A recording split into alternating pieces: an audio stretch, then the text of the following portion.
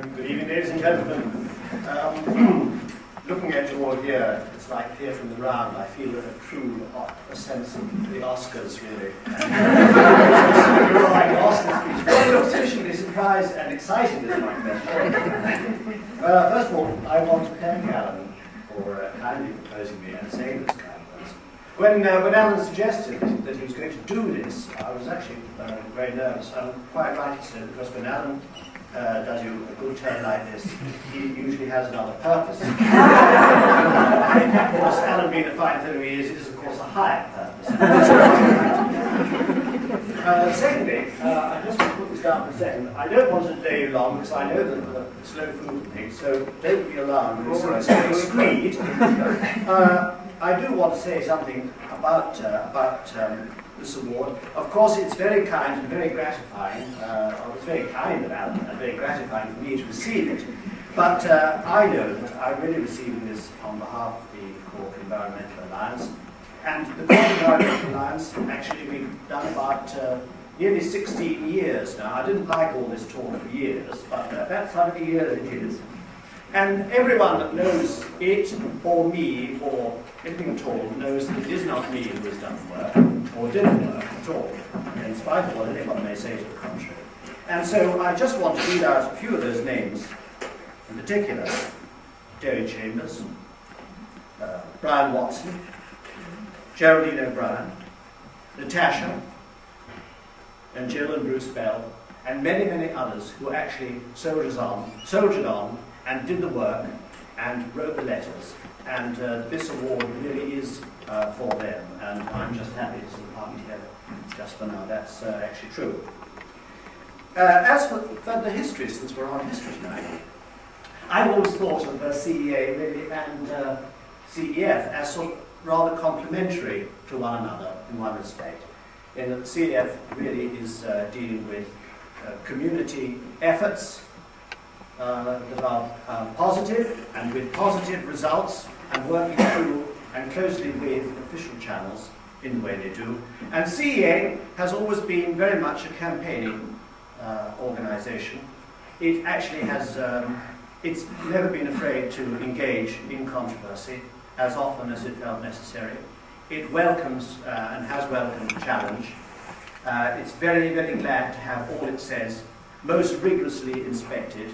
It isn't at all fearful of that, and it does not mind whom it offends. It hopes it's going to cause pain to none, but that is not the point, because it has seen itself really as an organisation that in Cork and in Cork Harbour has tried over the years to give a voice to all sorts of communities who have great difficulty finding a forum in which to express their difficulties as industrialisation under rather weak government legislation proceeded. Anyhow, so that's the bad news about the past.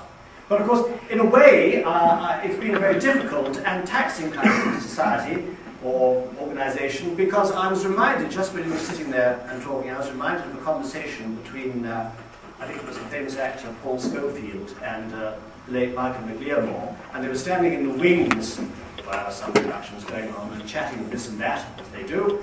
And said, McLearmore, how's it going? I was grand, you know, what do you think of the part? That's all right. He said, of course, you've done most things. He said, did you ever play Othello? Schofield said, no, I don't play Othello yet. Of course, oh, by God, he said, that's a killer. What's wrong with it? Oh, he said, it's almost impossible. Almost impossible. Every time you come on, you have to go, oh my God, there's the moaner, it's constant moaning. It's moaning, he said, and the audience can't take it. And after about Act 2, you think, I just can't go on there and moan anymore. And in a way, life in CEA has been a little bit like that. How nice it would have been to have had these good news stories that we've heard here tonight, and to be able to really discuss our business in an atmosphere of pleasant optimism. But unfortunately, that hasn't been so, and so we have been the moaners and groaners, and not particularly welcome in all sorts of quarters. And today, while we're speaking historically again, we meet at a very important time, because as everybody knows, and if I didn't refer to it, it would be a little bit like the famous elephant in the corner, which everyone now is familiar with, that terrible thing that nobody actually likes to refer to, We are dealing, of course, with the problem of the incinerator, which hovers over us all. And it is very strange in many ways. I think future generations will find it very, very, very difficult to understand how it was that there was this great chasm between elected politicians, the political class, and the community. It's almost impossible. They'll find it almost impossible to understand that, although it seems to us so much a picture of how things are. And I think in a way, ladies and gentlemen, I would suggest to you that that is reflected here to some degree tonight. And when I say this, I don't see if he's gone up there. I don't want to be taken amiss by you, Councillor, and I'm very sensible of the great honour that you've done us and done me by presenting this.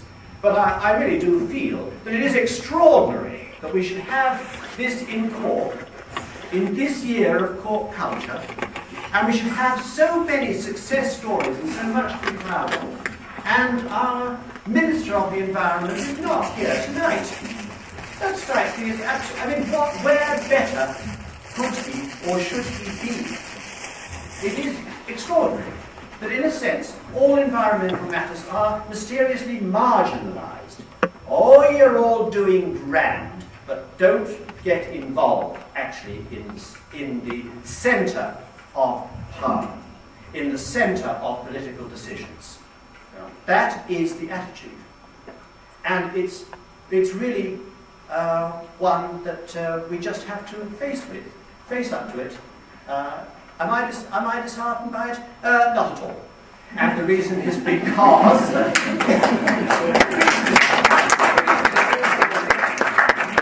I've been around long enough to know winning ideas when I see them, and I see winning ideas here tonight. And I've been around long enough to recognise winners when I see them, and I see winners here tonight.